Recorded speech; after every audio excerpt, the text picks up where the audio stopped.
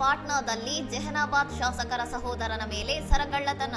ಬೆಳಗಿನ ನಡಿಗೆಯ ವೇಳೆ 3 ಲಕ್ಷ ಮೌಲ್ಯದ ಚಿನ್ನದ ಸರ ದೋಚಿದ ಖದೀಮರು.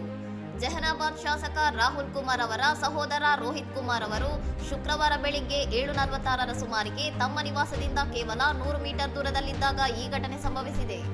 ರೋಹಿತ್ ಕುಮಾರ್ ಅವರು ಲೋಹಿಯಾನಗರ ಉದ್ಯಾನವನದಿಂದ ಪಂಚಮಂದಿರದ ಕಡೆಗೆ ದಿನನಿತ್ಯದ ಬೆಳಗಿನ ನಡಿಗೆ ಮುಗಿಸಿ ಮನೆಗೆ ಹಿಂತಿರುಗುತ್ತಿದ್ದಾಗ ಬೈಕ್ನಲ್ಲಿ ಬಂದ ಇಬ್ಬರು ದುಷ್ಕರ್ಮಿಗಳು ಇದ್ದಕ್ಕಿದ್ದಂತೆ ದಾಳಿ ನಡೆಸಿದ್ದಾರೆ.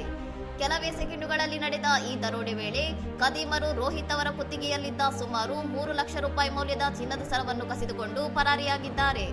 ಕಳ್ಳತನದ ರಭಸಕ್ಕೆ ರೋಹಿತ್ ಕುಮಾರ್ ಅವರ ಕುತ್ತಿಗೆಯ ಭಾಗದಲ್ಲಿ ಗೀರುಗಳಾಗಿದ್ದು ಸಣ್ಣ ಪುಟ್ಟ ರಕ್ತಸ್ರಾವವಾಗಿದೆ ಎಂದು ತಿಳಿದು ಬಂದಿದೆ.